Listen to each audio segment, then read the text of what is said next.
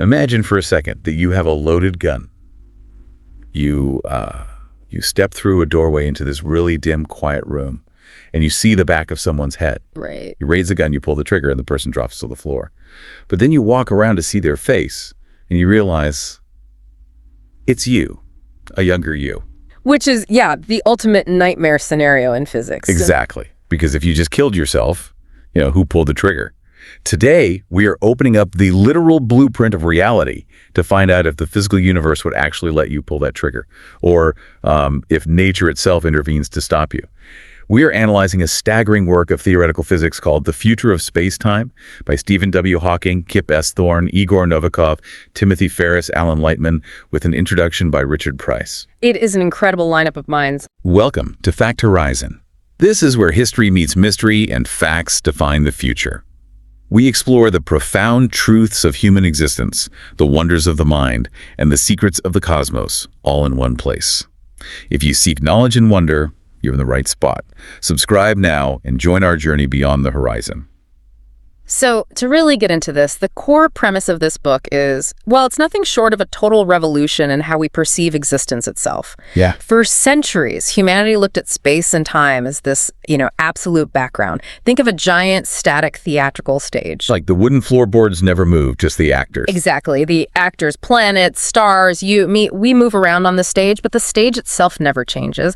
And time is just this universal clock ticking away on the wall. The exact same for everyone, everywhere. But Einstein kind of ruined that for everyone. He completely shattered it. Einstein's general theory of relativity, which this book really unpacks, reveals that space and time are actually a dynamic war people space-time continuum. The stage itself bends, it twists, it interacts with the actors. No. Yeah, the matter and energy within the universe actively warp the geometry of reality. So, as we dive into this, I need you to just leave behind your everyday intuition. Discard the notion of a single cosmic clock, because time is personal, it's flexible, and under the right conditions, it might actually be traversable. Okay, to formally structure our descent into this madness, I need to announce that this is part one of a two-part special podcast series. In this first half, we are diving deep into the foundations and the paradoxes. We are specifically covering Chapter 1, Introduction, Welcome to Spacetime by Richard Price. Then Chapter 2, Can We Change the Past? By Igor Novikov. And finally, Chapter 3, Chronology Protection, Making the World Safe for Historians by Stephen W. Hawking. It's quite a journey. It really is. Okay, let's unpack this. We're going to deconstruct the geometry of reality, figure out if you could actually build a time machine, and discover why the universe might actively conspire to stop you from changing your own past. But before we break the rules of time, we have to understand the board we're playing on, right? Right, the fundamental rules. Richard Price starts the book by tearing down how we even measure reality. He starts simple, but I know it gets complicated really fast. He does start simply, and that's deliberate.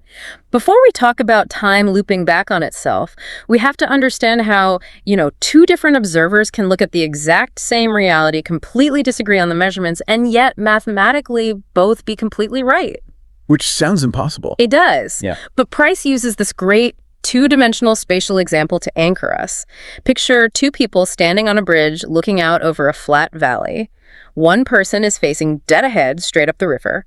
The second person is standing right next to them, shoulder to shoulder, but their body is rotated 22.5 degrees to the left. Okay, so they're slightly angled. Yeah, and they are both looking at a distant church bell tower. So they are looking at the exact same physical object in the real world. Exactly.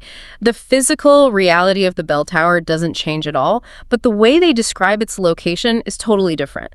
The first observer, the one facing straight upriver, draws this coordinate grid in their mind. They might say, that bell is 800 meters forward and 462 meters to my left. Makes sense. But the second observer, because their entire body and field of view is rotated 22.5 degrees, has a completely different mental grid. To them, forward points in a totally different direction. So they measure the exact same bell tower as being 916 meters forward and only 121 meters left. Right, so the numbers are wildly different. If you just read the numbers on a piece of paper, you'd think they were talking about two different towns entirely. That is the core of the issue right there. Their personal coordinate frames disagree. But physics gives us a tool, and it's called a rotational transformation. What is that exactly? It's a set of mathematical equations. You take the first observer's coordinates, the 800 forward, 462 left.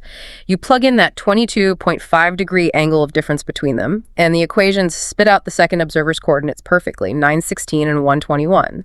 The translation is flawless. Oh, that's cool. It is. And this highlights Price's fundamental point. The coordinates, the actual numbers we assign to things, they're arbitrary. They depend entirely on the observer. But what is absolute is the underlying Euclidean geometry. The actual physical distance. Yes. The physical distance from the bridge to the bell is a fixed reality, regardless of the angle you view it from. So what does this all mean? It's like two people looking at a chessboard from different angles. The squares they call forward are different, but the distance between the king and queen is exactly the same. That is a perfect analogy. We have this absolute spatial geometry, but then Price introduces motion. And when you introduce motion, you have to introduce time. This transitions us right into Galilean relativity, which is the physics of Isaac Newton that basically ruled the world for hundreds of years. The classic high school physics, right? Force equals mass times acceleration. You got it. And to understand why this eventually broke down, we really have to understand how it worked in the first place. Price gives us another scenario. Imagine a farmer standing completely still in a field next to a straight railroad track. Okay, got the farmer. On the track, a flatbed train car is rolling by at a constant speed of, let's say, 3 meters per second. And there's a passenger standing on that train. Let's say at the exact moment the passenger passes the farmer, they both start their stopwatches. Time 0. Right. 2 seconds later, a hawk swoops down and snatches a mouse in the field way ahead of them. So we have an event, a specific thing happening at a specific place in time. Yes. Let's measure this event. To the farmer standing still, the hawk grabs the mouse, say 16 meters in front of him, but the passenger on the train has been rolling forward at 3 meters per second for those 2 seconds. So they've moved 6 meters. Exactly. That means the passenger has moved 6 meters closer to the mouse. So from the passenger's coordinate frame, the event only happened 10 meters in front of them. Because 16 minus the 6 meters they traveled is 10. The math is incredibly straightforward. It is, and it's governed by what we call the Galilean transformation. You literally just add or subtract the velocity. But here's the linchpin of classical physics. Both the farmer and the passenger agree completely on the passage of time. Right. 2 seconds is 2 seconds. Exactly. 2 seconds on the farmer's watch is exactly 2 seconds on the passenger's watch. Because time is absolute for both of them, they also perfectly agree on acceleration. Wait, why is acceleration so important here? Because Newton's entire universe runs on it. Force equals mass times acceleration. Behrman dollars. If the farmer throws a baseball forward, the passenger might disagree on the total speed of the baseball because, the passenger is already moving on the train, but they will perfectly agree on the rate at which the baseball speeds up as it leaves the farmer's hand. They agree on the acceleration, which means they agree on the force applied. Therefore, Newton's laws of physics work identically for the farmer and the passenger. As long as you are moving at a constant speed, the laws of the universe are the same. Okay, but the book notes that James Clerk Maxwell shattered this piece in the 19th century. How does a guy studying magnets ruin classical mechanics? Well, Maxwell achieved something brilliant. He unified electricity and magnetism into a single phenomenon, electromagnetism. He wrote down this set of equations that described how electric and magnetic fields ripple through space. But there was a hidden bombshell in his math. A bombshell. Yeah, his equations dictated that these electromagnetic waves must travel at a very specific constant speed, the speed of light. So light is an electromagnetic wave, and Maxwell's math says it has a strict speed limit. Yes, roughly 300,000 kilometers per second. But here is the massive crisis.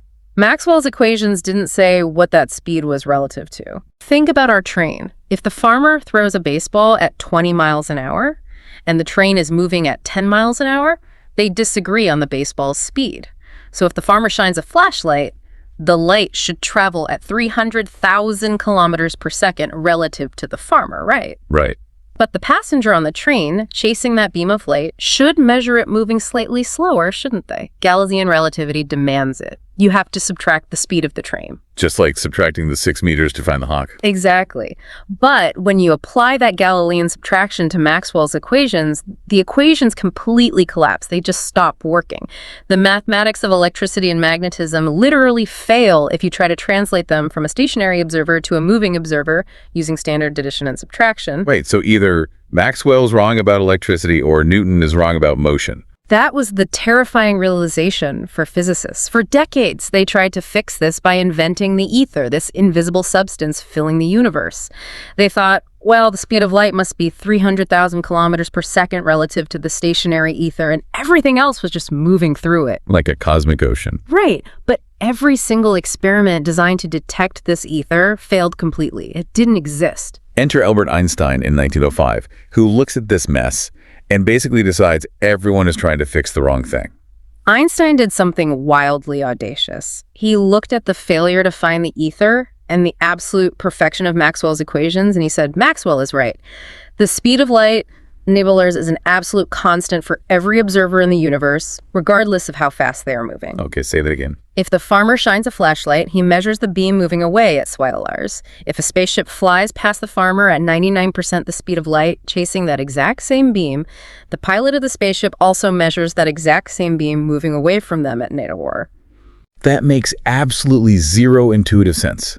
Like, if I'm driving 99 miles an hour behind a car going 100 miles an hour, I see that car pulling away from me at 1 mile an hour. Right, common sense. But you're telling me if I chase a light beam at 99% the speed of light, the light beam still pulls away from me at 100% the speed of light.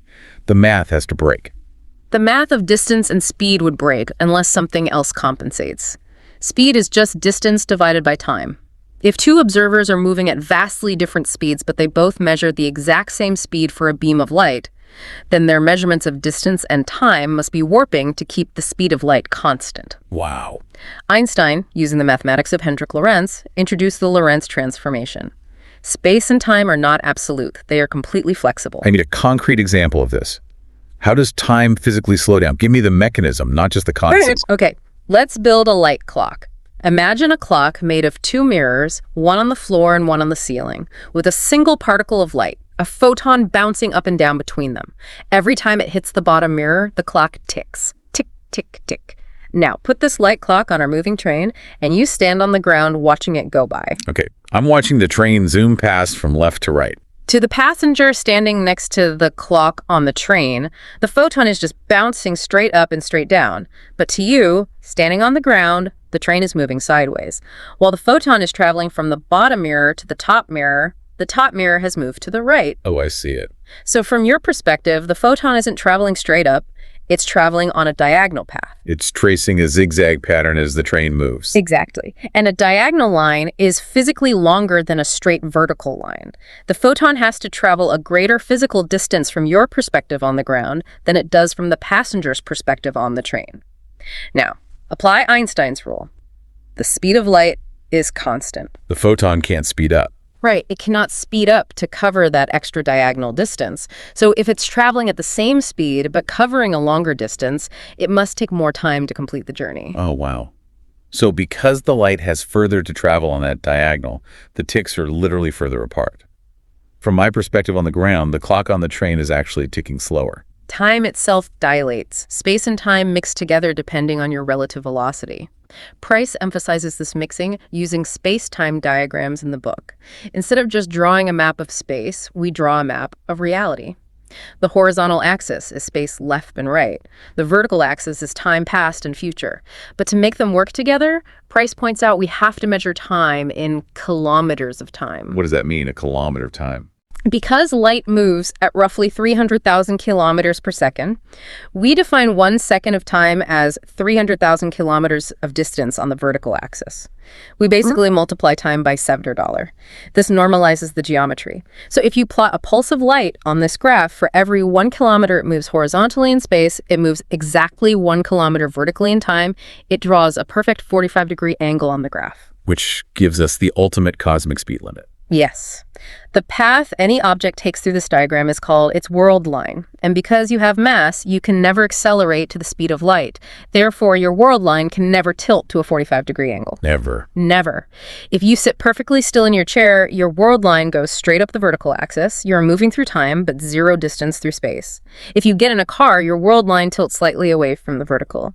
But that 45-degree light cone is an absolute impenetrable barrier in special relativity. Okay, so that's special relativity. Minkowski spacetime. A flat, uncurved arena where space and time stretch and squish depending on how fast you move. But Price doesn't let us stay in flat space. he drags us into general relativity, which is where things get really weird. Yeah, Einstein realized his special relativity only worked for constant speeds, not acceleration, and it completely ignored gravity. Newton's idea of gravity was this invisible tether, like a pulling force acting. Gravity isn't a force pulling through space at all. Gravity is the shape of space. Massive objects like stars, planets, and galaxies physically bend the four-dimensional geometry of space-time around them. I always struggle picturing a four-dimensional warp. It's usually explained with the heavy bowling ball on a trampoline analogy, right? The bowling ball on a trampoline is a really helpful 2D analogy. The heavy ball sinks into the fabric, creating a dip. If you roll a marble across a trampoline, the dip alters the marble's path, pulling it toward the bowling ball. The marble isn't feeling a magnetic pull. It is simply following the contours of the curved surface. In general relativity, this straightest possible path through curved spacetime is called a geodesic. So when the Earth orbits the Sun, it isn't being pulled by a tractor beam of gravity. The Earth is actually flying in a perfectly straight line, but the Sun has warped the space around it so much that a straight line happens to be a circle. Exactly. It's traveling on a geodesic through curved spacetime. Now take that curvature to its absolute extreme. What happens if a dying star collapses in on itself, becoming infinitely dense? It creates a warp in spacetime so incredibly deep, so steeply curved that nothing can escape it. This is a black hole. Price details the boundary of this abyss, known as the event horizon. So how does the event horizon relate to those space-time diagrams we just built with the 45-degree angles? It maps perfectly. Remember, your world line can never tilt more than 45 degrees. As you approach a black hole, the gravity warps space-time so severely that the light cones themselves actually tip inward toward the singularity. The geometry itself leans over. Yes. Yes. At the exact boundary of the event horizon, the geometry of space-time is flowing inward faster than the speed of light. That means even if you shine a laser beam directly outward, its 45-degree light cone is entirely tilted inside the horizon. No world line can ever point outward again. Escape becomes mathematically impossible because literally all future paths point towards the center. Price talks about two different models of black holes in the text, the Schwarzschild and the Kerr. We really need to distinguish these before we talk about time travel. We do. The Schwarzschild black hole, which was solved in 1916, is the simplest version. It assumes the collapsed star is perfectly spherical and completely not spinning. It's just a static, bottomless pit. But in reality, everything in the universe spins. Stars spin. When a spinning star collapses into a black hole, it retains that angular momentum. This creates a Kerr black hole, which was discovered mathematically in 1963. And a spinning black hole does something completely different to the space around it, right? It causes an effect called frame dragging. Because space-time is a physical fabric, a rapidly spinning black hole doesn't just sit there. It actually grabs the fabric of space-time and twists it around itself like a cosmic tornado. Oh, wow. Yeah, just outside the event horizon, there is a region where the space itself is being dragged in a circle faster than the speed of light. If you fly a spaceship into this region, no matter how powerful your engines are, you are physically swept up in the rotation. You literally cannot stand still. The very concept of stationary ceases to exist because the coordinate frame itself is whirling. So if space and time are this malleable, if gravity can bend them into inescapable funnels and twist them into tornadoes, it leads to the massive paradigm-shifting question of Chapter 2. If you can bend space and time this much, can you bend it so far that it loops backward? Can you go back in time? Right, and Igor Novikov takes over here. He applies intense mathematical rigor to this exact question. Can the extreme geometries allowed by Einstein's equations function as literal time machines? And Novikov begins by analyzing wormholes. We've all seen wormholes in sci-fi, but how does Novikov describe them physically in the text? Go back to our trampoline analogy, the rubber sheet. A normal star makes a shallow dip. A neutron star, which is an incredibly dense, collapsed star, makes a very deep, steep, tube-like well in the fabric.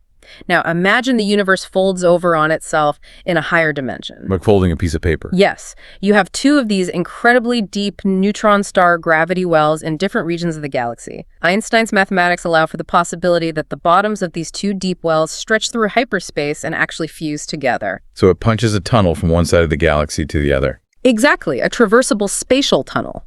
It has two openings, which we'll call mouth A and mouth B, connected by a throat.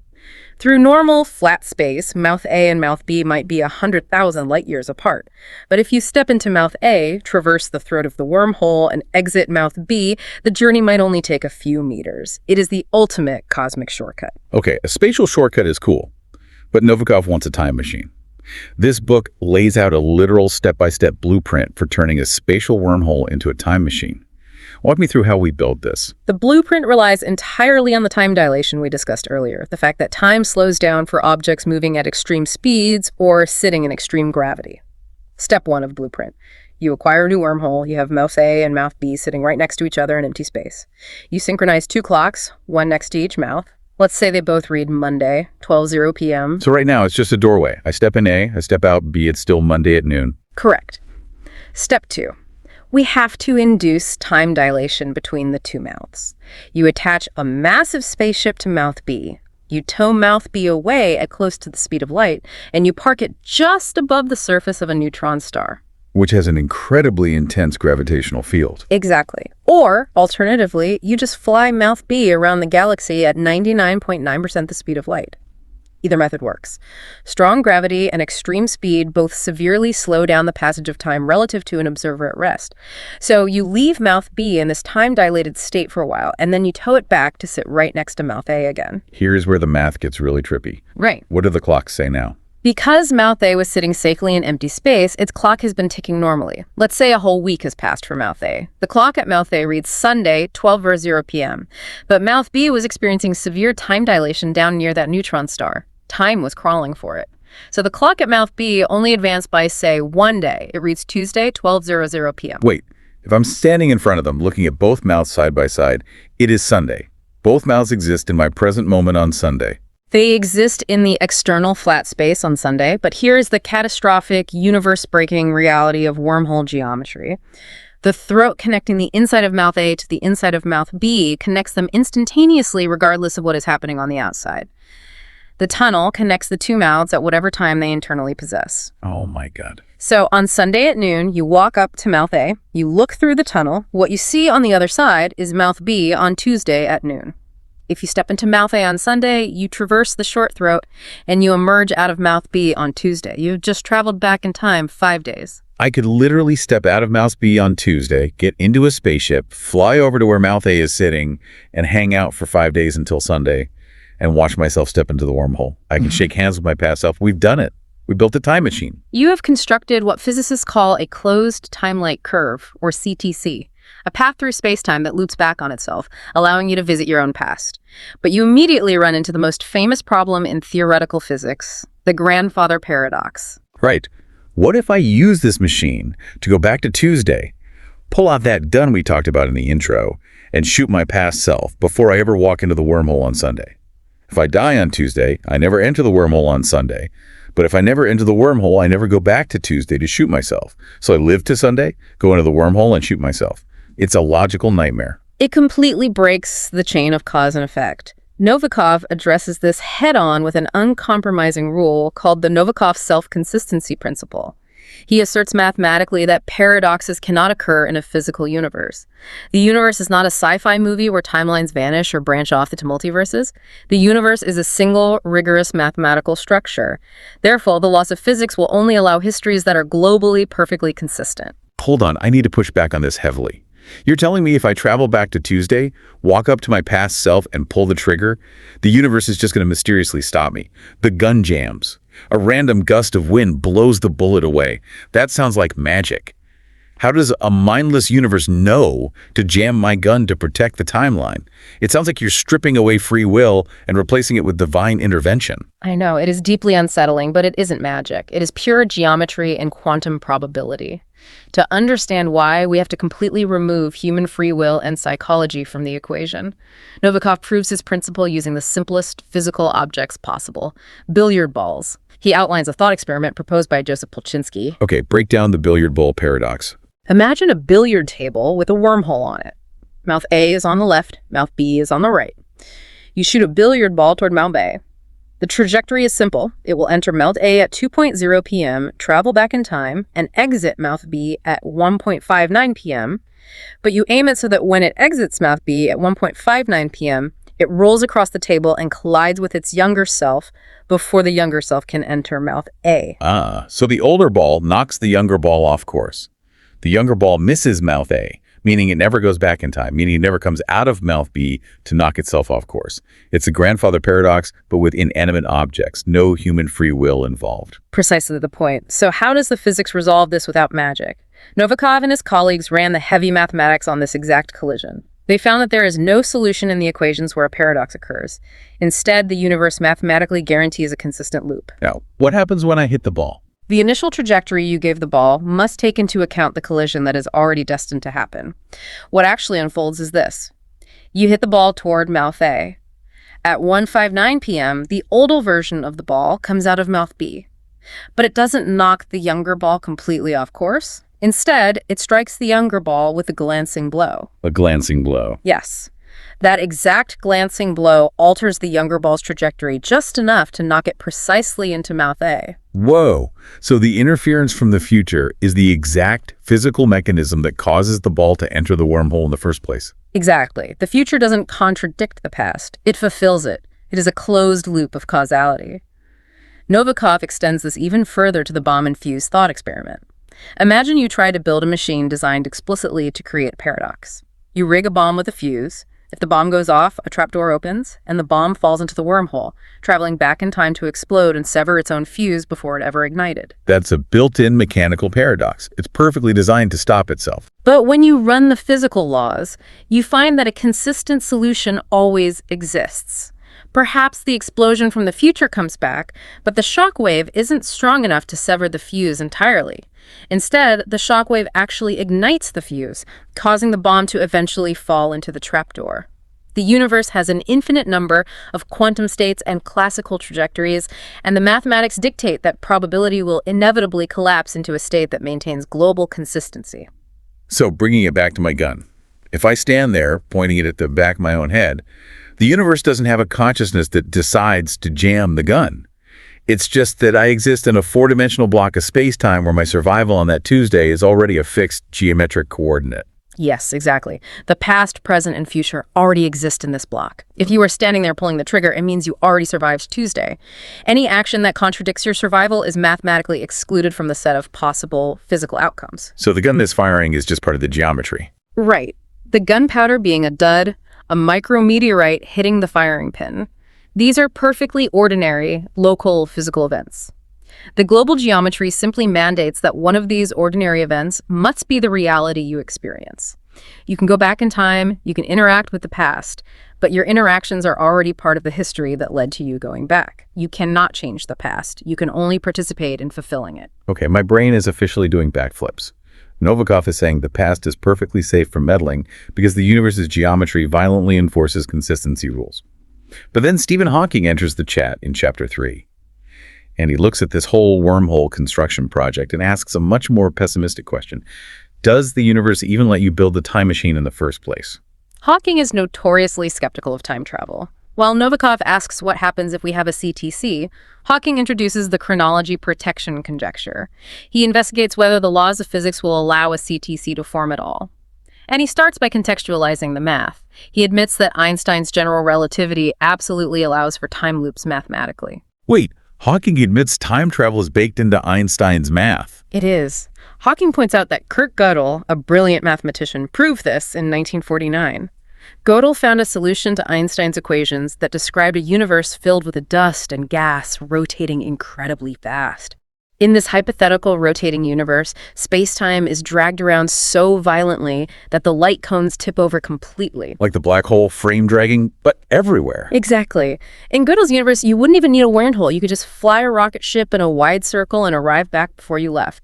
Time loops exist at every point in space. I read that Einstein was deeply disturbed by Gödel's proof. He didn't want his life's work to enable time travel. Einstein hated it, but the math was flawless. Hawking also brings up cosmic strings. These are hypothetical remnants from the Big Bang, incredibly dense, incredibly massive, but thinner than an atomic nucleus and stretching across the universe. Hawking notes that if you had two of these cosmic strings moving past each other at high speeds, the immense gravitational shearing would warp space-time enough to create a CTC. You could fly a ship around the intersecting strings and travel back in time. But Hawking is quick to point out that we don't live in a Gödel rotating universe, and catching two infinitely long cosmic strings crossing paths is wildly impractical for human engineering. Correct. The natural universe doesn't seem to provide these macroscopic time machines, so Hawking focuses his attack on localized, artificially created time machines, like the wormhole we just spent 10 minutes towing to a neutron star. To figure out if it can survive, Hawking breaks down his analysis into 3 distinct levels of rigor: classical, semi-classical, and full quantum gravity. Let's take these one at a time. This is where the physics gets incredibly deep. What happens at the classical level? The classical level is purely general relativity, no quantum mechanics at all. In this framework, Hawking defines the absolute threshold of time travel. He calls it the finitely generated Cauchy horizon. The Cauchy horizon. We've talked about event horizons with black holes. What is a Cauchy horizon? An event horizon is a boundary in space you can't escape.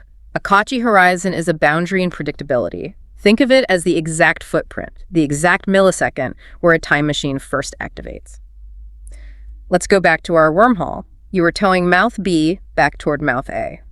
As they get closer, there is a specific mathematical threshold where the time dilation difference between them finally becomes strong enough, and the physical distance between them becomes short enough that a particle of light could travel through the wormhole, exit in the past, and fly across normal space to re-enter the wormhole at the exact same moment it first left. So it's the exact moment a closed loop becomes possible. Yes.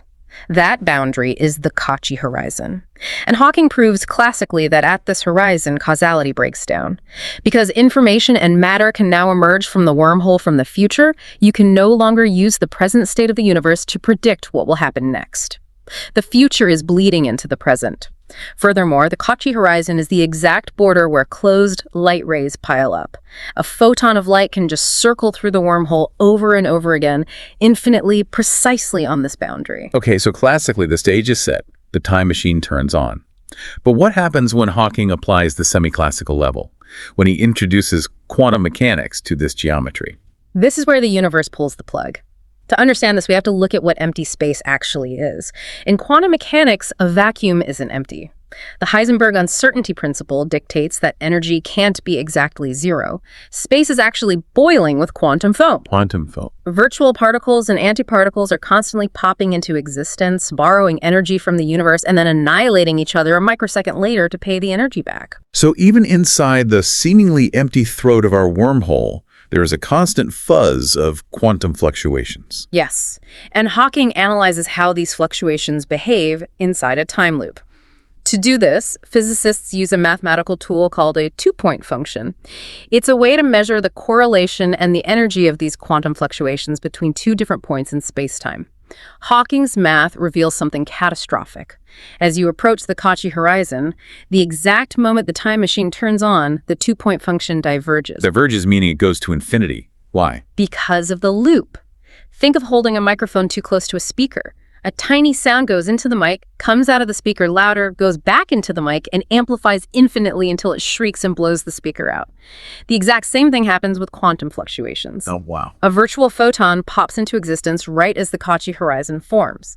It travels through the wormhole, exits in the past, and travels back to its starting point. Because it's on a time loop, it meets itself. The fluctuation piles up on top of its own past self. It's an infinite feedback loop of quantum energy. And it's worse than just piling up. Because it's traveling through gravitational fields, the radiation gets blue shifted. Blue shifting means the light's wavelength compresses, increasing its frequency and its energy. So the virtual photon loops, meets itself, blue shifts, gains energy, loops again, meets itself again, gains more energy. This happens an infinite number of times in the very fraction of a microsecond that the time machine attempts to activate. You used the term energy momentum tensor earlier when we were prepping. What does this infinite pile-up do to the actual fabric of spacetime? The energy momentum tensor is the mathematical object in Einstein's equations that describes the density and flow of energy and matter. It is what tells spacetime how to curve. Because this quantum radiation is looping and blue shifting infinitely, the quantum energy density builds up to absolute infinity. The energy momentum tensor diverges.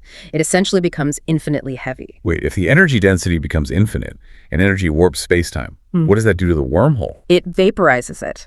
In practical terms, a massive, infinite bolt of radiation strikes the exact perimeter of the time machine. The space-time warping becomes so violently intense that it pinches the wormhole off, it completely destroys the geometry. So the universe literally fries the time machine before you can even step a foot inside. The second you try to activate it, quantum mechanics acts like an immune system, creating a feedback loop that blows the whole thing up to protect the timeline. That is the essence of the chronology protection conjecture. Stephen Hawking famously summarized it by saying, "It seems there is a chronology protection agency at work, making the universe safe for historians." Quantum mechanics and general relativity naturally conspire to prevent macroscopic, closed, time-like curves from forming. The physics physically destroy the doorway before it opens. That is incredible. The universe polices its own causality. But Hawking doesn't just stop at the semi-classical level. He takes it to the ultimate limit, full quantum gravity. What happens when we analyze the universe as a complete quantum system? We don't have a perfect theory of quantum gravity yet, but Hawking uses a method pioneered by Richard Feynman called a sum over histories calculation.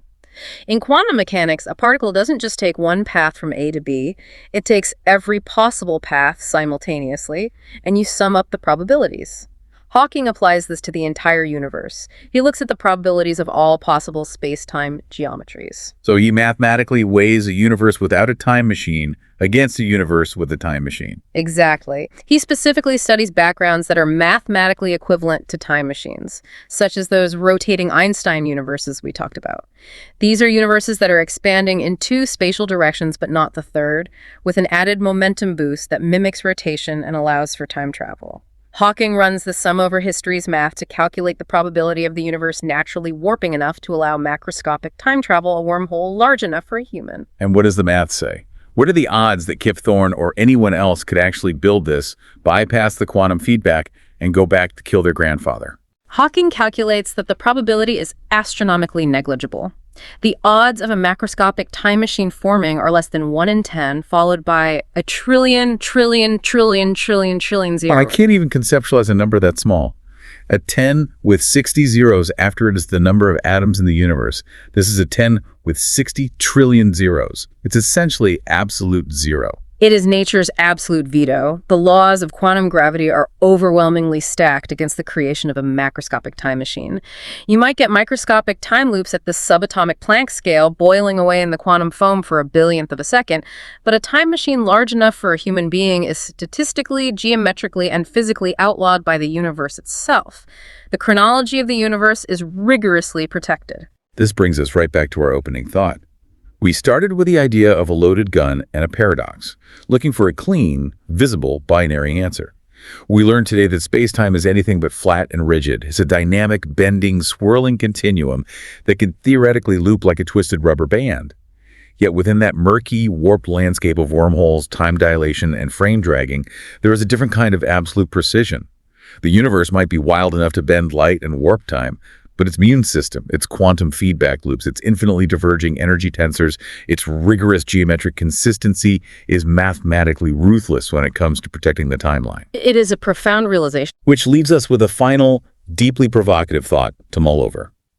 If quantum mechanics and general relativity naturally conspire to protect causality like this, without any external designer or consciousness telling them to do so, what does that say about the fundamental nature of information and reality? Is causality not just a rule we observe as humans, but the very structural glue that holds existence together? If the universe will mathematically fry itself with an infinite bolt of radiation rather than allow a paradox, maybe cause and effect isn't just a sequence in time, maybe it's the bedrock of reality itself. That is the beautiful mystery this book invites us to consider, and it sets the stage perfectly for where the physics goes next. In the upcoming part 2 of this series, we will dive deep into the remaining chapters of the book. Chapter 4. Space-Time Warps and the Quantum World. Speculations about the Future by Kip S. Thorne. Chapter 5. On the Popularization of Science by Timothy Ferris. Right, so let's make it known for everyone tuning in. This is part 2 of our 2-part special podcast series. Today's deep dive is going to cover 3 very specific, very profound chapters from the book. We have a lot of ground to cover. We really do. We're going to start with Chapter 4, Space-Time Warps and the Quantum World. Speculations about the Future by Kip S. Thorne. Then we will move into Chapter 5, On the Popularization of Science by Timothy Ferris. And finally, we will bring it all home with Chapter 6, The Physicist as Novelist by Alan Lightman. Okay, so let's unpack this. starting with the monumental shift in astrophysics that Kip Thorne lays out. Because Thorne is taking us into a future that sounds indistinguishable from science fiction. But it's rigorously grounded in technology that is coming online. I mean, we are talking about the dawn of gravitational wave astronomy. To truly appreciate what Thorne is laying out for you, the listener, you have to understand how we have historically looked at the universe. Like how we've actually observed things. Right. For all of human history, up until this exact moment in time, everything we know about the cosmos has come from one single medium: electromagnetic radiation. Light. Just light. Just light. Whether it's visible light hitting our eyes, radio waves picked up by massive dishes, X-rays, or infrared, it is all just different frequencies of light. We have been staring at a silent movie of the universe. Wow, a silent movie. That's a great way to put it. For decades, black holes were these fascinating, terrifying, but ultimately invisible entities. We knew they had to exist based on the math of Einstein's general relativity, and we could infer their presence by watching a visible star orbit a heavy, invisible companion. But Thorne is talking about an entirely new sense. He's talking about moving from inference to direct feeling. Because gravitational waves are not light. They are a completely different phenomenon. We really need to pause here and define what a gravitational wave actually is, because this is where the human brain starts to glitch a bit. It does, yeah. It's not a light wave traveling through space, right? No, absolutely not. It is a ripple in the geometry of space itself. Imagine you have a completely calm pond and you drop a stone into it. The ripples that travel outward are a physical disturbance in the medium of the water. Right, the water itself is moving up and down. Exactly. In the universe, the medium is space-time. Space-time is the fabric that you, me, the Earth, and the stars exist within. And the stones creating the biggest ripples in this fabric are massive, varying sources of gravity. Like two binary stars orbiting each other at insane speeds. Or two black holes spiraling inward and colliding. When these incredibly dense, massive objects accelerate, they literally drag space and time with them. They create waves of stretching and squeezing, actual physical distortions of geometry that ripple out across the cosmos at the speed of light. So wait, if a gravitational wave passes through the room you are sitting in right now, the actual physical distance between your left ear and your right ear stretches and then squeezes and then returns to normal. That is the exact mechanism. Now, obviously, by the time these waves reach Earth from millions of light years away, that stretching and squeezing is microscopically small. But they are there. We are no longer just looking at the universe, we're trying to feel it vibrating. And Thorne lays out this breathtaking vision for how we are going to do it, starting with a space-based project called LISA, the Laser Interferometer Space Antenna. In the text, he projected this for the 2010 to 2015 timeframe, and the scale of this machine is just staggering. It is absurd in the most glorious way possible. LISA isn't a telescope sitting on top of a mountain in Hawaii. No, it is a constellation of 3 separate spacecraft floating in interplanetary space, arranged in a perfect equilateral triangle.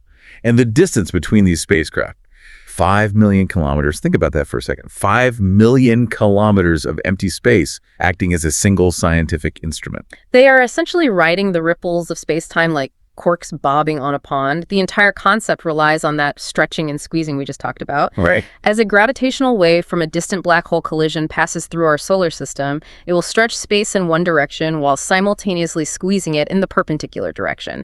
This means the distance between these 3 spacecraft will fluctuate.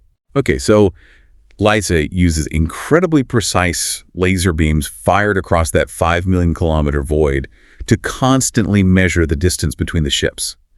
If the distance changes in a specific rhythmic way, a gravitational wave just rolled through. Exactly. And Thorne explains why we are building a 5 million kilometer triangle in space.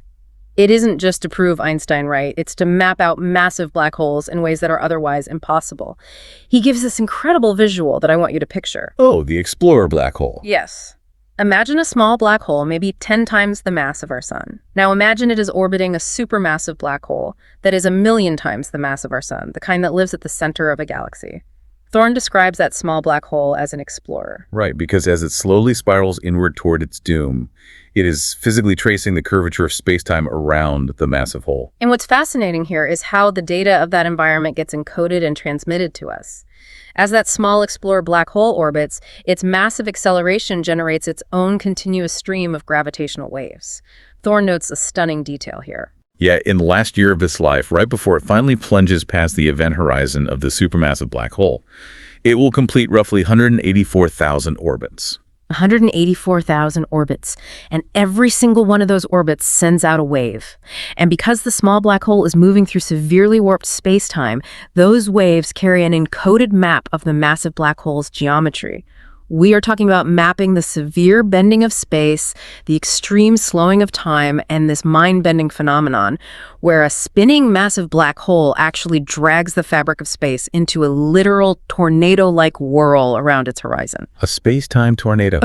I mean, it sounds like a bad sci-fi movie title, but it's actual astrophysics. It really is. The spinning black hole drags space into a whirlpool, which makes the smaller black hole's orbit precess. It means it wobbles like a spinning top that's running out of momentum, right? Correct. And every single wobble, every complex motion gets mathematically stamped into the gravitational waves that eventually wash over Lysa millions of years later. We're essentially reading the structural blueprint of a black hole from the ripples it leaves behind. Almost the same way a detective might recreate a car crash from the skid marks. That's a perfect analogy. But LISA is only one part of Thorne's vision. LISA is designed to listen to the deep, low-frequency bass notes of the universe, supermassive black holes that take hours to complete an orbit. Right, so to hear the high-pitched chirps of smaller stellar mass black holes colliding, we need Earth-based detectors. Which brings us to LIGO, the Laser Interferometer Gravitational Wave Observatory. Which Thorne predicts in the text would see collisions between 2002 and 2008. LIGO is grounded here on Earth. Right. It consists of these massive 4-kilometer-long vacuum tubes arranged in a giant L shape with highly polished mirrors hanging at the ends. There's one facility in Hanford, Washington, and an identical one in Livingston, Louisiana. And just like LISA, LIGO relies on laser interferometry, but on a 4-kilometer scale rather than 5 million kilometers. A laser beam is generated at the corner of the L. It hits a beam splitter, which cuts the light in half. One half goes down the 4-kilometer vacuum tube, the X-arm, hits the hanging mirror, and bounces back. The other half goes down the perpendicular Y-arm, hits its mirror, and bounces back. When the two beams meet back at the corner, they are recombined. Okay, here is where my brain starts to tie itself in knots. I want to try an analogy, but I need you to tell me if I'm thinking about this wrong. Go for it. If space-time is stretching and squeezing, like a funhouse mirror warping a reflection, then the ruler we are using to measure the space must be stretching too, right? You're on the right track. Like, if the 4-kilometer physical metal vacuum tube stretches and the space inside it stretches, how on earth do we actually measure the change? If my yardstick stretches at the exact same rate as the room I'm trying to measure, the room will always look like it's exactly 1 yardstick wide. This is perhaps the most common and brilliant point of confusion when people first encounter gravitational waves.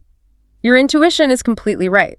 If you were using a physical metal yardstick, you would never measure the wave. Because the yardstick would stretch exactly as much as the space it occupies. Exactly. The room would always measure 1 yardstick wide.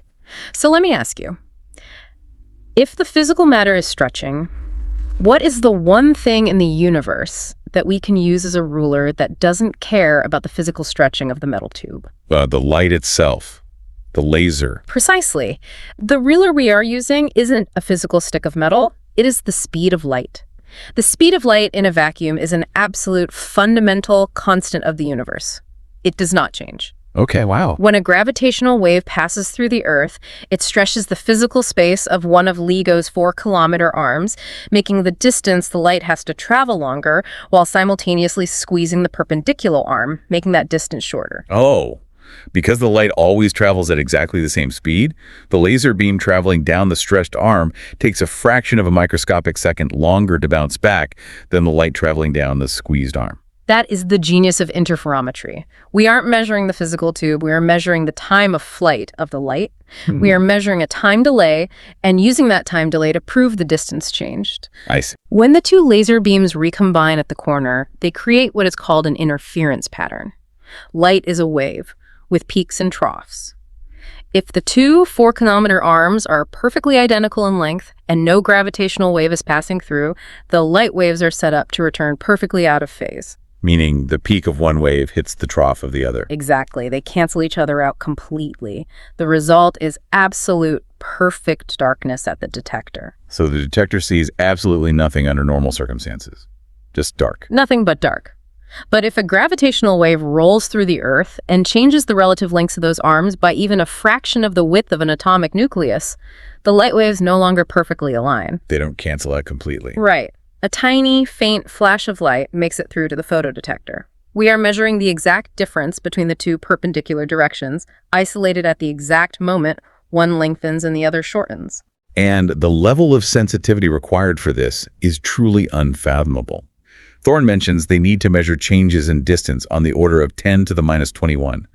For you listening, to put that number in perspective, that is like taking the distance from Earth to the nearest star outside our solar system, Proxima Centauri, over 4 light years away, and noticing if that distance changes by the width of a single human hair.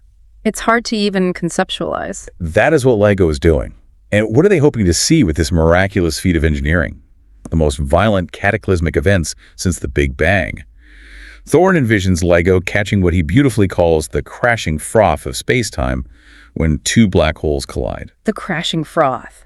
That imagery from the book is so visceral. When we think of black holes colliding, we tend to think of two solid billiard balls clicking together. But Thorne makes it clear we are talking about two tornadoes of pure, warped spacetime geometry crashing into each other. He explains that this process is highly nonlinear and wildly chaotic. Which raises an important question about how we actually comprehend what LIGO hears. Think about ocean waves. When small ripples interact, they just pass through each other predictably. But when water waves get too massive, they become highly nonlinear. They crash, they break, they fold over themselves in complex, chaotic ways. Think of a massive tidal wave breaking over a reef. Right.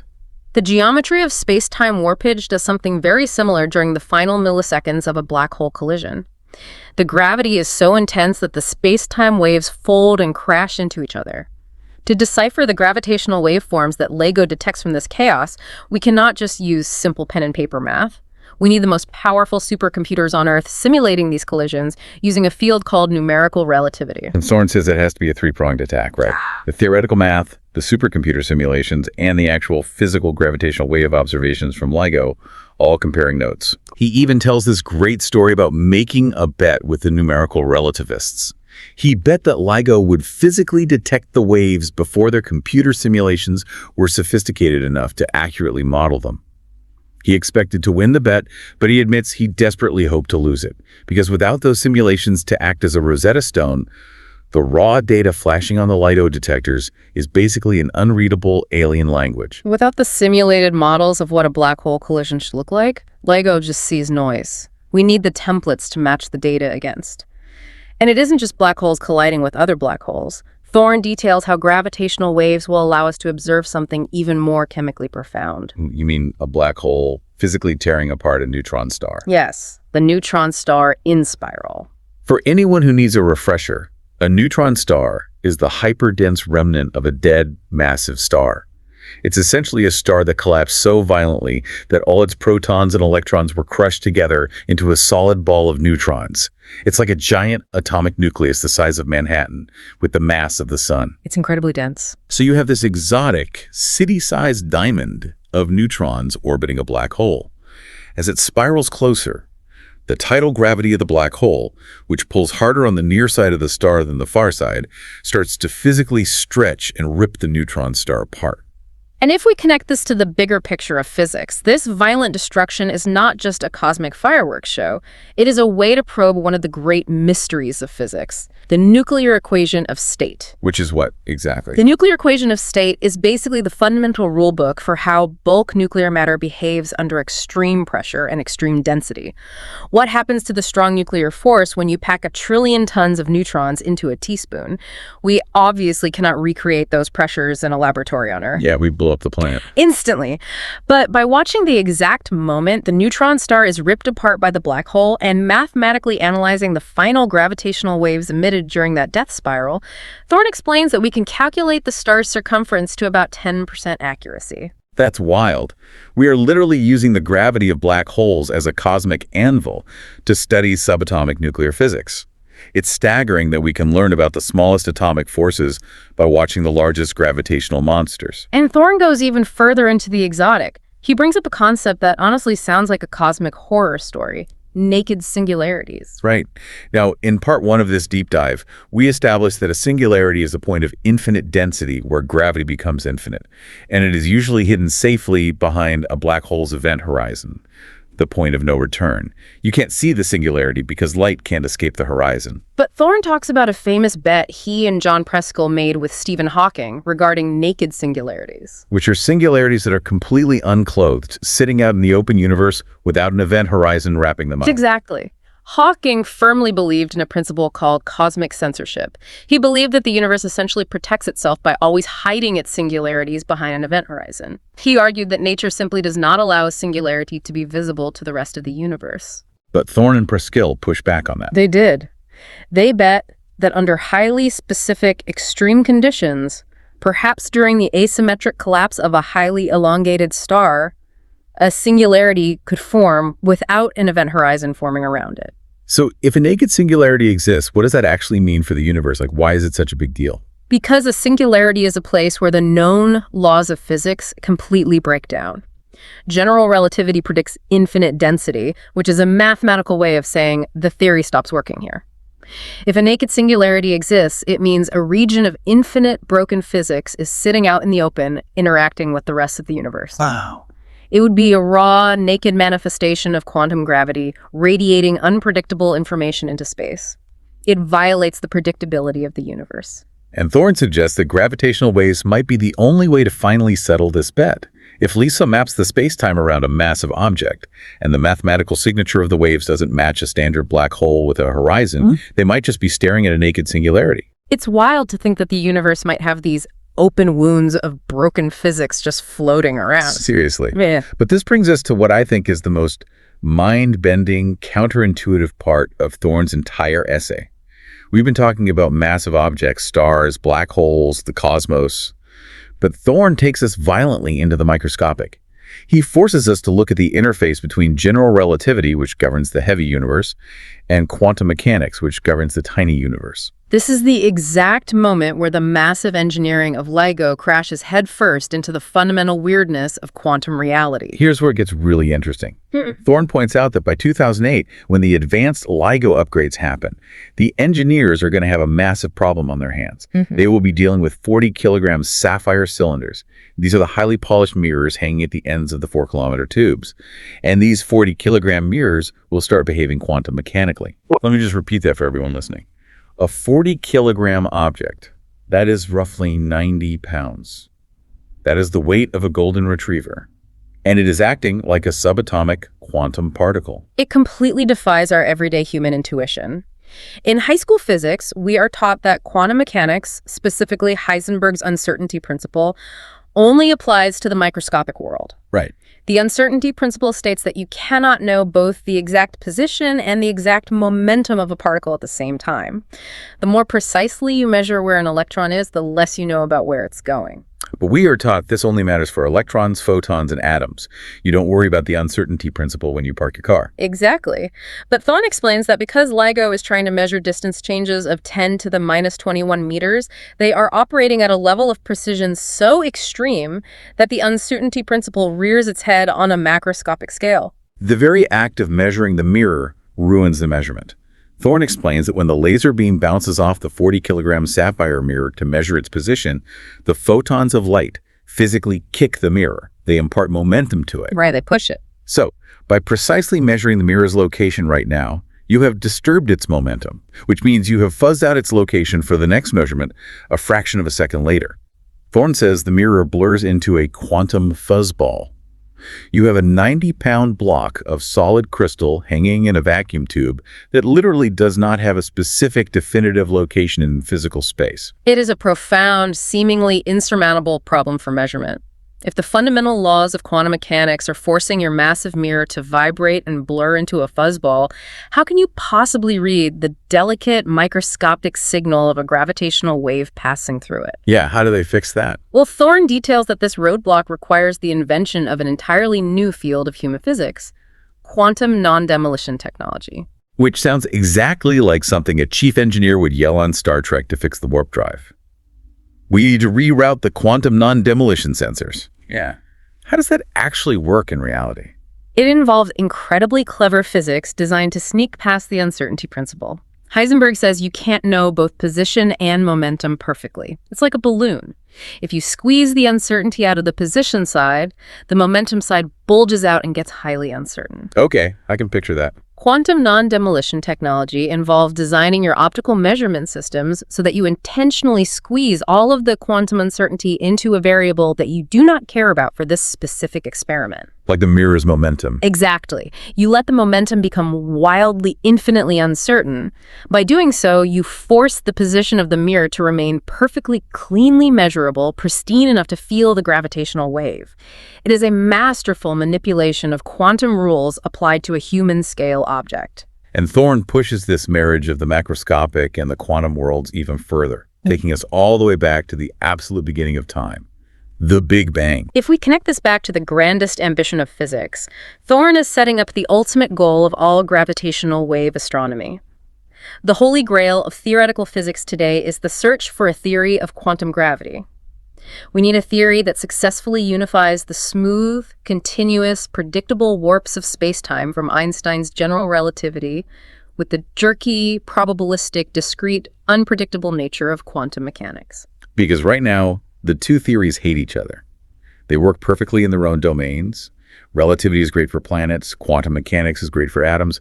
But if you try to mash the mathematical equations together, the math catches fire. It spits out infinities and nonsense. Exactly, the mathematics break down. And the frustrating part is that there are places in the universe where both theories must apply simultaneously. Those places are singularities, the crushing center of a black hole, and the infinitesimally small singularity of the Big Bang itself. If you zoom in on the fabric of space closely enough, down to what physicists call the Planck scale, which is 10 to the minus 35 meters, a scale so microscopic it makes a single atom look like the size of an entire galaxy spacetime, it is no longer a smooth rubber sheet. The smooth geometry breaks down. At the Planck scale, space and time are boiling. It is a chaotic, frothing, unpredictable mess that physicists call quantum foam. Where space and time are constantly popping in and out of existence, microscopic wormholes are opening and closing. It's pure chaos. And Thorne makes this massive, audacious speculation. He predicts that sometime between 2008 and 2030, gravitational wave detectors will become sensitive enough to discover primordial gravitational waves. Waves that were generated not by black holes, but by the violent expansion of the universe's very first second of life, the explosive stretching of the Big Bang singularity itself. What's fascinating here is what those primordial waves carry. Measuring the spectrum of these waves, their specific intensity at different frequencies, could finally allow us to verify which theory of quantum gravity is correct. Does the spectrum match the predictions of string theory?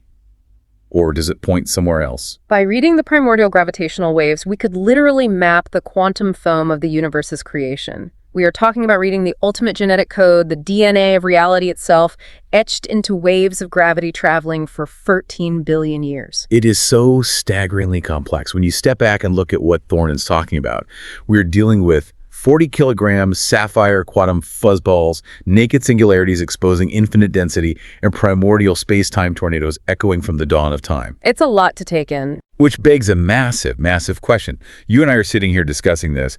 We have the benefit of reading the source material, going over the math, taking our time. But how do we even begin to explain this to the wider world? How do you take the concept of quantum foam at the Planck scale and translate it for someone driving to work or picking their kids up from school without their eyes just completely glazing over? That is the big question. And the structural problem of communication is exactly what Timothy Ferris tackles in his brilliant essay on the popularization of science. It is the absolute perfect pivot for this deep dive, because Thorne's brilliant predictions and the billions of dollars spent building Lego and Lisa mean absolutely nothing to society if society cannot comprehend what they are doing. Ferris forces us to take a hard, critical look at the profound societal challenge of scientific illiteracy. Ferris does not pull his punches here. He opens with these startling, frankly depressing statistics. He notes that by the most generous definitions, only about 7% of adults can be considered scientifically literate. Almost half of all Americans deny that human beings evolved from earlier species. The numbers are wild. A majority of the public doesn't know that the solar system is located within the Milky Way galaxy. And 40% of the public believes that astrology is scientific. It is a stark reality check. Ferris is highlighting a massive systemic culture clash.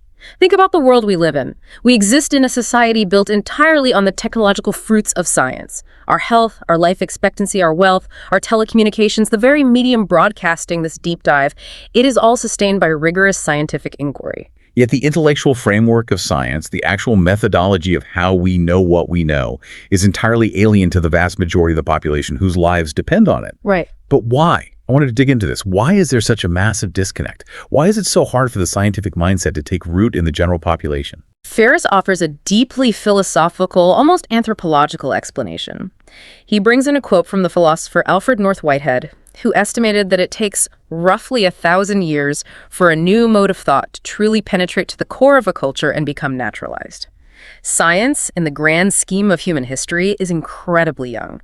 The scientific revolution was barely a few hundred years ago. We haven't had our 1,000 years yet. So on an evolutionary cultural level, science feels profoundly unnatural to us. Precisely. You have to remember that for 99% of human history, our culture was built on narrative, on myth, on intuition, and on authority. If something felt deeply emotionally true, it was accepted as true.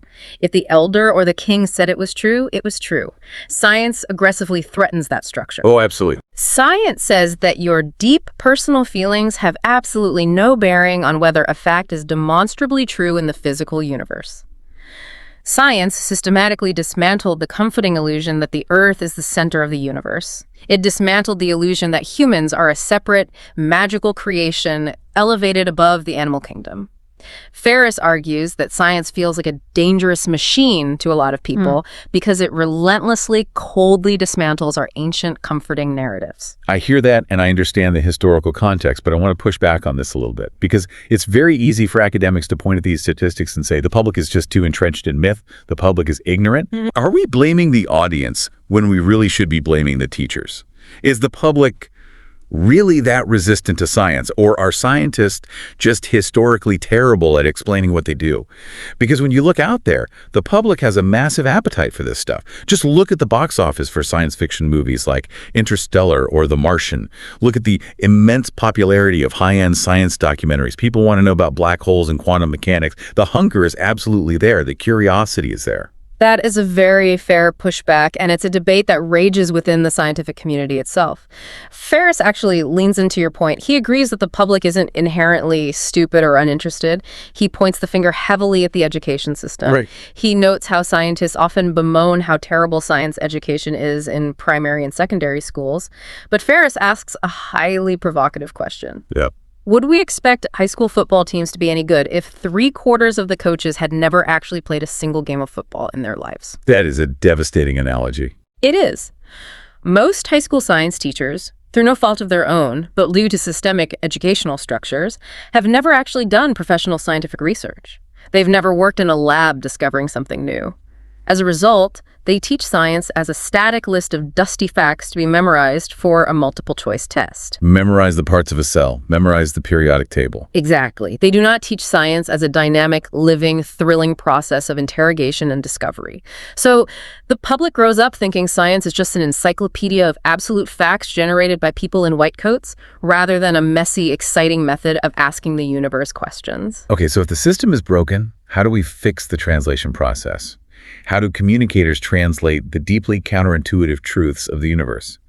Because, let's face it, the actual working language of space-time, the advanced calculus, the tensor geometry of general relativity, is completely, hopelessly inaccessible to almost everyone. You can't just hand the public Kip Thorne's math notebook. No, you can't. And this raises an important question for anyone trying to communicate complex ideas. How much do you rely on metaphor? Ferris argues that metaphor and storytelling are not just useful teaching tools, they are absolutely essential load-bearing bridges between high-level theater and human understanding. You have to translate the math into narrative. He talks about his own experience trying to write a screenplay about Albert Einstein. He wanted to use the medium of dramatic storytelling to convey the massive conceptual leaps Einstein made regarding relativity. Right.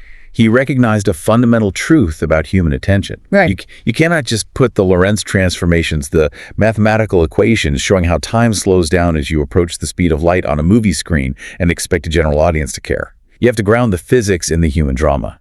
You have to show Einstein's intuition, his struggles with his peers, his thought experiments about riding on a beam of light. You use the human story as a Trojan horse for the physics. But there is a real persistent danger there, which Ferris readily acknowledges. When you use a metaphor, for example, the classic analogy we always use, describing gravity as a bowling ball resting on a stretched rubber sheet, you are inherently diluting the actual science. The universe is not a two-dimensional rubber sheet, and gravity is not a bowling ball pulling things down. Right, it's just a visual aid. It is a highly simplified, potentially misleading shadow of the actual mathematics of general relativity. The debate in science communication is constantly, do we risk actively misleading the public by relying too heavily on these imperfect analogies? If the metaphor breaks down, does the public's understanding break down with it? It's a tightrope walk. But Ferris pulls up this fantastic quote from Ernest Rutherford, the pioneering physicist. Rutherford used to say that if a scientific theory cannot be explained in ordinary language to a barmaid, then it may not actually be a very good theory. Niels Bohr felt the exact same way. They believed that the fundamental truth of the physics must be expressible in ordinary language. The deep logic of the universe shouldn't be hidden behind a wall of math. The math is just the strict calculation, but the concept itself should be translatable. Exactly. The core conceptual architecture must be sound enough to survive translation. And Ferris points out another distinct advantage that science has when it comes to the realm of public communication, an advantage that sets it apart from almost every other human institution. Science is fundamentally an open culture. He calls it a white hole that gushes information. I love that phrasing. A black hole sucks everything in and hides it. But science is a white hole, constantly blasting new data out into the void for anyone to see. It contrasts so sharply with the worlds of politics, military intelligence, or corporate finance. Those institutions are largely built on secrecy, on spin, on hoarding information for competitive advantage. Ferris shares this wonderful, revealing anecdote about his time working as a journalist. He talks about calling up working scientists to double-check facts for his articles. In the political world, a journalist might be stonewalled by PR reps or given prepared spin. But Ferris found that scientists, almost across the board, are thrilled to talk. They are eager to explain their work. Right. They will often pause, go do extra research, and call him back just to make absolutely sure they're giving him the most rigorous, accurate answer possible. He notes that science, despite all the inevitable human flaws, egos, and rivalries of individual scientists, is institutionally geared toward truth, transparency, and peer review. It's a really refreshing perspective. It makes you realize that the barrier to scientific literacy isn't a lack of willingness from the scientists to share. The barrier is the sheer cognitive difficulty of the translation process. Which serves as a brilliant, seamless transition into our final chapter. Ferris tells us that to bridge the gap, we need to use the tools of the artist, metaphors, screenplays, narratives, to explain the cold math of science to the public. But what happens when those two worlds literally collide within one human mind? What happens when the scientist is the artist? Yes. This brings us to Chapter 6, The Physicist as Novelist by Alan Lightman. What actually happens when a world-class theoretical physicist sits down at a typewriter to write fiction? Lightman is perhaps uniquely qualified on the planet to answer this question because he literally lives in both of these extreme worlds. He really does. He is a physics professor at MIT, deeply entrenched in the math of cosmology, and he is also a highly acclaimed best-selling novelist. He wrote the incredible book Einstein's Dreams. Lightman offers us a rare, introspective, highly personal look at the creative architectures of both disciplines.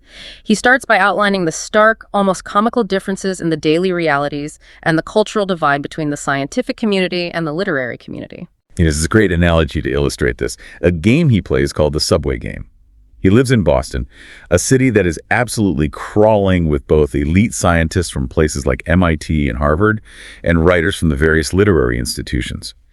When he's riding the subway, he tries to guess if a passenger sitting across from him is a writer or a scientist, just based on how they look, how they carry themselves, and how they behave. It playfully highlights the stereotypes, but it points to real structural differences in how they work. The scientist is almost always part of a highly interactive, intensely collaborative community. Physics is a team sport. They publish rapidly, they attend massive conferences, they constantly build on each other's work, they debate at chalkboards. Right. And the novelist? The novelist, on the other hand, is culturally isolated. They retreat to their one-man tent, they work in absolute solitude for 3, 4, 5 years, wrestling with their own mind, and then they release a single finished product to the world. But the deepest difference Lightman explores, and I think this is the most profound, beautiful part of his entire essay, is the philosophical concept of naming things. Or, more accurately, the tension between the desire to name and the desire to not name. What's fascinating here is how Lightman contrasts the ultimate goals of the two crafts. Physics, at its core, is obsessed with naming. It demands absolute precision. It demands absolute control over the definitions of reality. To illustrate this, he brings up a piece of math called the Dirac equation. For those listening who might not be familiar, Paul Dirac was a pioneer of quantum mechanics, and his equation perfectly describes the behavior of fermions, like the electron. In physics, thanks to this math, every single electron in the universe is exactly identical to every other electron. They have the exact same mass, the exact same spin, the exact same charge. Right. When a physicist uses the word electron, there is zero ambiguity about what that means. The name perfectly encapsulates the object, gives the physicist this immense godlike feeling of power and clarity. The universe is categorized. But the novelist must do the exact opposite. If a novelist approaches their craft like a physicist, the novel dies on the page. The novelist must actively avoid naming things definitively. Right. Lightman points out a word like love. The word love has 1,000 different meanings, highly dependent on the context and the human experiencing it. The love you feel for your mother when she writes you a letter at summer camp is entirely different, chemically and emotionally, from the tragic love you feel for a dying father, which is different from the obsessive love of a new romance. Exactly. If a novelist tried to distill love into a single precise mathematical equation, like the Dirac equation for an electron, it would completely destroy its emotional authenticity. You cannot define the human soul with a universal constant. The novelist thrives on ambiguity. A novel isn't a lecture, it's a participatory experience. The reader brings their own accumulated life experiences, their own heartbreaks, their own joys to the text. If the novelist names an emotion too precisely, if they tell you exactly what to feel and define it perfectly, they rob you, the reader, of the space to feel it for yourself. The physicist seeks to close the definition, the novelist seeks to leave the door open. So what does this all mean for the person trying to do both? For Alan Lightman, waking up and doing calculus in the morning and writing a chapter about heartbreak in the afternoon, he describes this incredible psychological whiplash, the intense tension between the rational and the intuitive, the rigid linear logic of math versus the chaotic, nonlinear, spontaneous intuition of art. He is remarkably honest about the physical toll it takes on him. As a physicist, he talks about being gripped by a calculation, working through the night, feeling energized, electrified by the pursuit of the absolute answer. The math drives him forward, but as a novelist, he finds he can only write for a few hours at a time before he is completely exhausted. The sheer ambiguity of the fictional world, the total lack of definitive answers, the emotional weight of swimming in human experience, it drains him in a completely different, heavier way. Because science thrives on solvable problems. Lightman notes that the art of science is the art of posing a problem so precisely that a solution is eventually guaranteed. How does a star's central pressure change over time as it burns hydrogen? That's a solvable problem. Give me enough time in math, and I will give you the answer. But fiction thrives on the unanswerable. He quotes the great playwright Anton Chekhov, who famously said that the artist's role is not to solve the problem, but to state the problem correctly. A novel doesn't solve the problem of human mortality. It just states the tragedy of it perfectly. It's a beautiful distinction. Science solves, art explores. Yeah. But Lightman also uses his essay to dismantle a very common, very pervasive myth about both fields. The cultural folklore is that physicists invent nothing. They just discover objective truths that are already sitting there waiting in the universe. And novelists invent everything out of thin air, with total freedom. Right. He calls both of those views completely false. Both the scientist and the artist invent wildly. Both rely on massive leaps of imagination. But they wear different straitjackets. If we connect this to Richard Feynman, Feynman described the theoretical physicist's straitjacket perfectly. A physicist must have immense radical imagination to create a new theory like Einstein imagining curved space-time. But that imagination is confined by a terrible, rigid straitjacket. Yes, the new theory must agree with all known physical laws and all previous experimental facts. You can't just invent a beautiful theory of gravity that completely ignores the fact that apples fall to the ground. The imagination is strictly bounded by objective reality. And Lightman asks, what is the novelist's straitjacket? If they don't have to obey gravity, what do they obey? The answer is human nature. the accumulated facts of emotional truth. A novelist can invent a world out of whole cloth. They can invent a fantasy realm with dragons or a sci-fi future on Mars, but they're still bound by emotional laws. Imagine you are reading a novel. A character's dog tragically dies.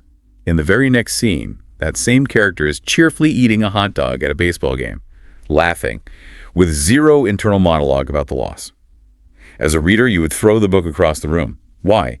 Because the author violated the laws of emotional thermodynamics. The action rings false to the accumulated life experience of the reader. The reader rejects it.